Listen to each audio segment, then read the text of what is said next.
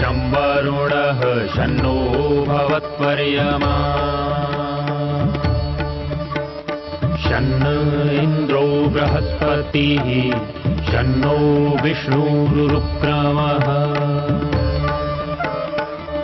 ॐ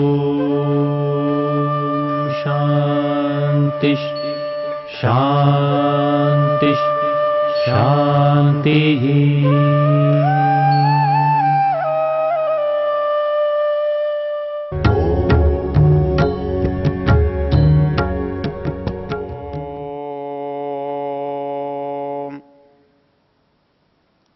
हम यजुर्वेद के शिव संकल्प मंत्रों की चर्चा कर रहे हैं। इन मंत्रों का ऋषि शिव संकल्प और इसका देवता मन है और इसके प्रत्येक चरण में तन्मे मनः शिव संकल्पमस्तु एक शब्द आते हैं। इसका अभिप्राय है कि मेरा जो ये ऐसा मन है वो शिव संकल्पों वाला हो। यहाँ बड़ा सीधा सा एक अर्थ है कि मन शिव संकल्प वाला हो, ये कामना की गई है। तो इसका दूसरा मतलब होता है कि वो शिव संकल्प वाला नहीं भी हो सकता है और उसे शिव संकल्प वाला होना चाहिए। वो होगा तो हमें ही तभी लाभ देगा और यदि नहीं होगा तो हमें लाभ नहीं देगा। जैसे हमने प्रारंभ के दिनों में देखा था कि इस मन का उपयोग मूर्ख भी करता है और इस मन का उपयोग बुद्धिमान भी करता है। अंतर क्या होता है? मूर्ख व्यक्ति मन के अनुसार चलता है और बुद्धिमान व्यक्ति मन को अपने अनुसार चलाता है। तो मन को तो चलना है, आप चलाएंगे तो वो आपके अनुसार चलेगा और नहीं तो वो अपने अनुसार चलेगा। जैसे हम किसी प्राणी को देखते हैं, हम चाहते हैं तो बांधकर उसे अपने अनुसार चला लेते हैं और यदि खुला छोड़ देते हैं तो वो अपने अनुसार चलता है। इतना ही क्यों, किसी जड़ वस्तु को भी जब हम काम में लेते हैं तो चाहे तो हम उसे अपनी इच्छानुसार संरचना में लगा सकते हैं और नहीं तो वो बिखर कर कहीं भी जा सकती है। तो इसलिए मन जो है ये साधन है, भौतिक है। इसकी एक स्वाभाविक प्रक्रिया भी है, इसकी एक स्वाभाविक चाल भी है, एक इसकी स्वाभाविक गति भी है और एक इसकी गति अब बनाई भी जा सकती है। जब ये आत्मा से जुड़ा है तो या तो आत्मा उसके पीछे चले या वो आत्मा उसे अपने पीछे चलाए। तो अपने अनुकूल चला सकता है। तो हमें लाभ कब होता है? जब कोई हमारे अनुकूल चले। संसार में हमसे प्रतिकूल चलकर हमें कोई लाभ नहीं दे सकता। वैसे ही मन यदि हमारे अनुकूल, हमारे हित के अनुकूल चलता है तो हमें लाभ दे सकता है, नहीं तो दुख देगा। ऋषि दयानंद कहते हैं मन सिद्ध है तो सुख देगा, असिद्ध है तो दुख देगा। यदि मन को जीता हुआ है तो विजय दिलाएगा और मन को जीता नहीं है तो वो पराजय का कारण बनेगा। इसलिए हमको इस मन पर नियंत्रण करने की आवश्यकता है और इन मंत्रों में उस पर हमारा अच्छा नियंत्रण हो, अच्छी तरह से नियंत्रण हो, ये भाव विशेष रूप से दर्शाए। इसके लिए कठोपनिषद में एक बहुत सुंदर प्रकरण आता है जिसमें हमारे सारे शरीर के साथ, बाह्य अंतःकरण के साथ, हमारे बाह्य इंद्रियों के साथ, अंतर इंद्रियों के साथ, बाह्य करणों के साथ, अंतःकरणों के साथ, हमारे शरीर के साथ, हमारी आत्मा का क्या संबंध है। प्राय वो पंक्ति हमको याद भी होती है, हमने बहुत बार सुनी भी है, मंचों से बहुत बार दोहराई जाती है। वो मंत्र बहुत अच्छा रूपक है हमारे सारे संसार के पिछले भाग को समझाने का, अव्यक्त भाग को समझाने का। वहां पंक्ति में कहा गया है, आत्मानं रथिनं विद्धि शरीरम रथमेव तु बुद्धिं तु सारथिं विद्धि मनः प्रग्रहमेव च। इंद्रियाण्यहयानाहुर्विषयांस्तेषु गोचरान् आत्मेन्द्रिय मनोयुक्तम भोक्तेत्याहुर्मनीषिणः। अतः ये जो आत्मा भौतिक है नहीं है और ये भौतिक संसार का उपभोग करना चाहता है, भौतिक संसार से इसका संबंध बनना है, तो वो इस शरीर के बिना नहीं बन सकता। जब इस शरीर में आता है तभी वो संसार से जुड़ता है या जुड़ पाता है, अन्यथा या तो वो प्रलय में होता है, सुषुप्ति में होता है, मुक्ति में होता है, संसार में नहीं होता। तो उस स्थिति को बताने के लिए यहां पर कहा गया है कि संसार में आत्मा भोक्ता तब बनता है आत्मेन्द्रिय मनोयुक्तम भोक्ते त्याहुर्मनीषिणः। आत्मा मन इंद्रियां जब समरेखा में होती हैं, एक स्तर पर होती हैं, तब आत्मा संसार का अनुभव करता है, तब संसार में वह भोक्ता बन सकता है। इंद्रियां भी चाहिए, मन भी चाहिए और आत्मा भी चाहिए। आत्मा का मन से, मन का इंद्रियों से, इंद्रियों का वस्तु से जब संबंध बनता है तो उससे उत्पन्न होने वाले जो संवेदनाएं हैं, जो भाव हैं, वो आत्मा के अनुभव में आते हैं। उनसे आत्मा सुख या दुख का अनुभव करता है। तो इस दृष्टि से यहां पर कहा गया ये शरीर है साधन के रूप में और एक बहुत अच्छे साधन के रूप में।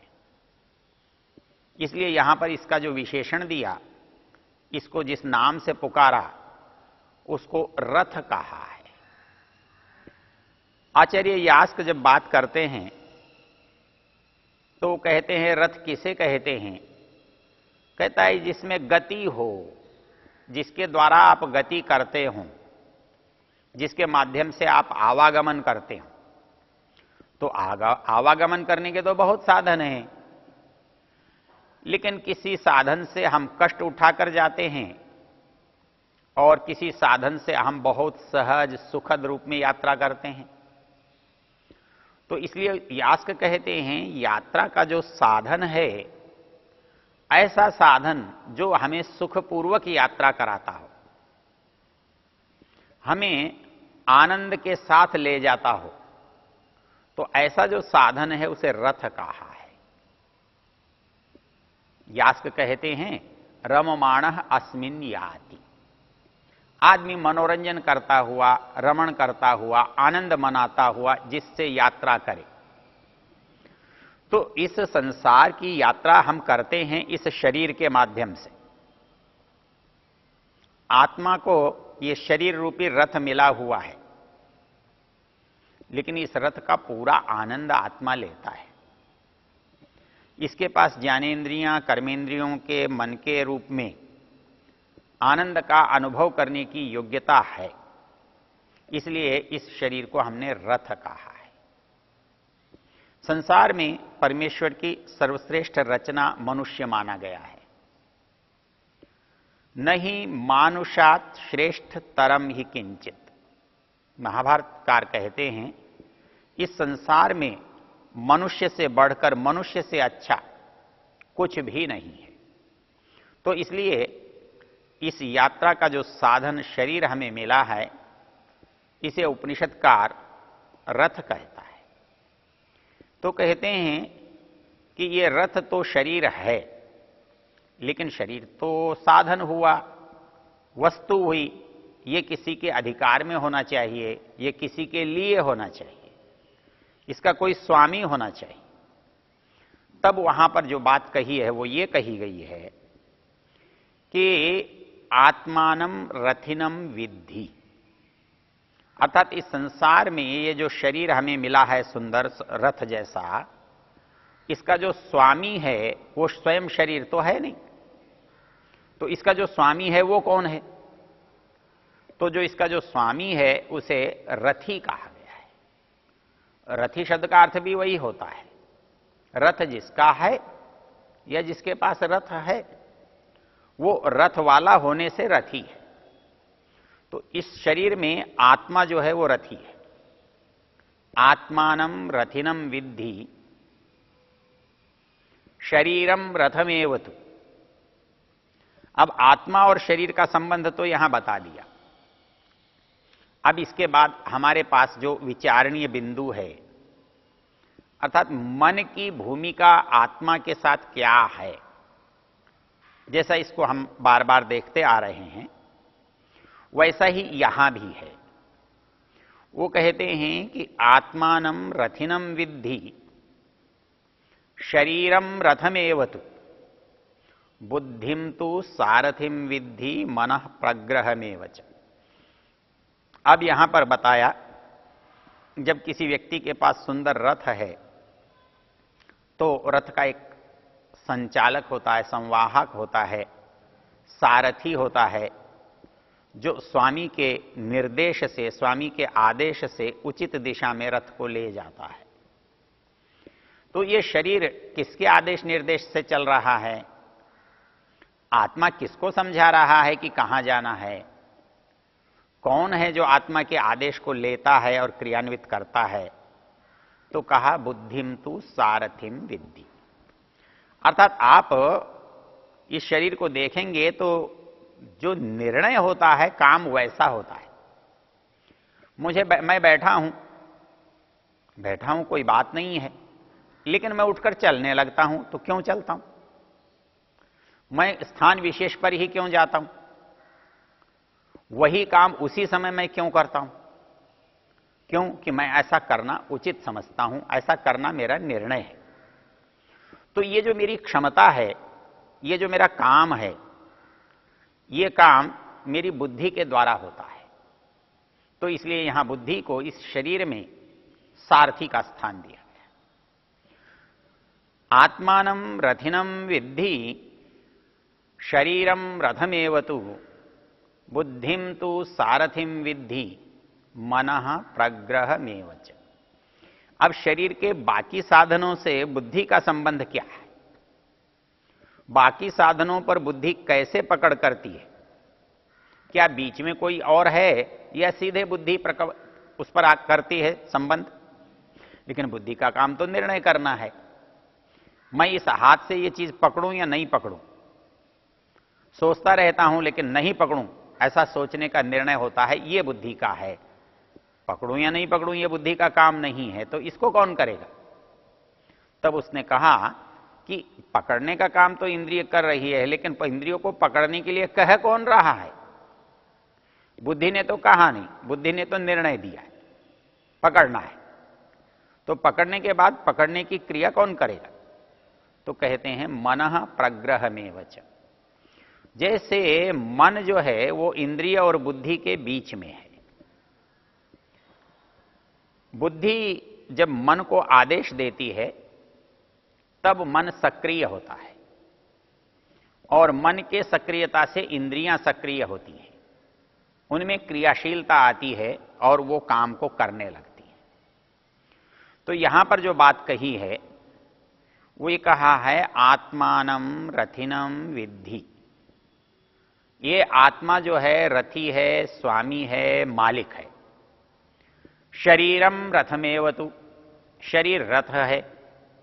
बुद्धिम तो सारथिम विद्धि, बुद्धि जो है उसका संचालक है, सारथी है, संवाहक है।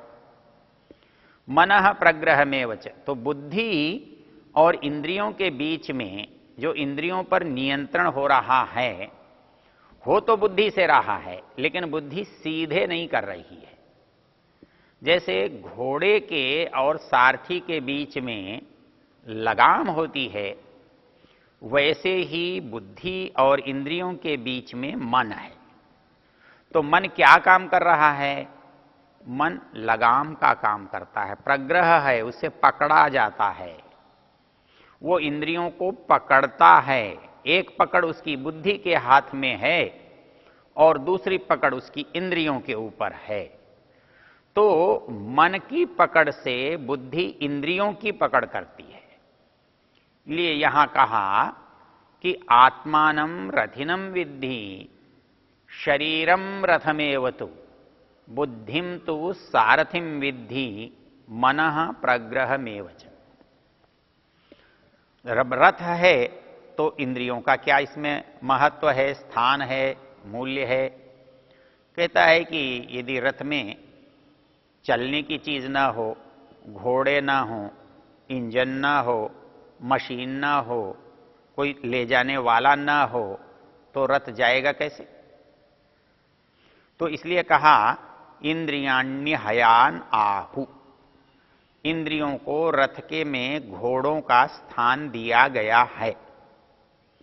और वो घोड़े जो हैं वो संसार के विषयों में वैसे ही विचरण करते हैं जैसे रथ में जुता हुआ घोड़ा चारे की ओर, घास की ओर, खाने की वस्तु की ओर अनायास भागता रहता है। तो उसकी जो स्वाभाविक प्रवृत्ति है वो सांसारिक विषयों की ओर है। तो सांसारिक विषयों की ओर स्वाभाविक दौड़ है, उस दौड़ को रोकेगा कौन? तो उस दौड़ को रोक करके उसको उचित मार्ग पर जो चलाने की बात है वो मन के द्वारा संपन्न होता है। अंतिम कर्ता तो आत्मा है, लेकिन भौतिक कर्ता के रूप में बुद्धि है, साधन के रूप में मन है, नियंत्रित की जाने वाली वस्तु इंद्रिय है, और परिणाम विषयों का मिलना और विषयों का न मिलना, उनसे जुड़ना या उनसे हटना। तो इस दृष्टि से ये बात जो कही गई है कि आत्मा रथी है, शरीर रथ है, बुद्धि सारथी है, मन प्रग्रह लगाम है, इंद्रियां घोड़े हैं और संसार की विषय वस्तु उनका आकर्षण है, उनका भोग है।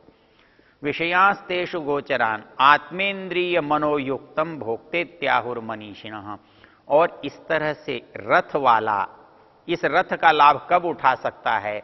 जब उसके साथ उसका सारथी अनुकूल हो, उसके साथ उस सारथी के घोड़े अनुकूल हों, घोड़े को बांधने के लिए उसके साधन अनुकूल हों, उसका मार्ग प्रशस्त हो, तब सारथी जो है अपने रथी को, अपने स्वामी को अपनी उस यात्रा पर सुगमता से ले जा सकता है। तो इसलिए यहां पर कहा कि जैसे अच्छे नियंत्रित घोड़े हमें श्रेष्ठ मार्ग पर ले जाते हैं, सारथी के द्वारा ले जाए जाते हैं, वैसे ही नियंत्रित इंद्रियां मन के द्वारा उस दिशा में ले जाई जाती हैं जहां बुद्धि निर्देश करती है और आत्मा उसको आदेश देता है। तो ये मन का जो योगदान है इसको हम समझ करके इसको शिव संकल्प वाला बनाने का यत्न करते हैं।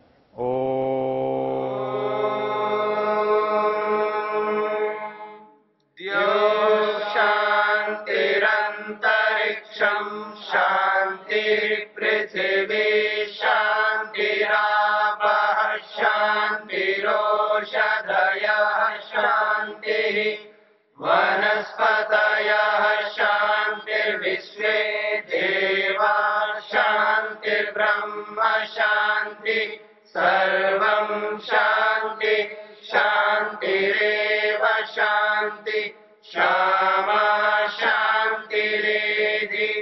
ओम शांति शांति शांति।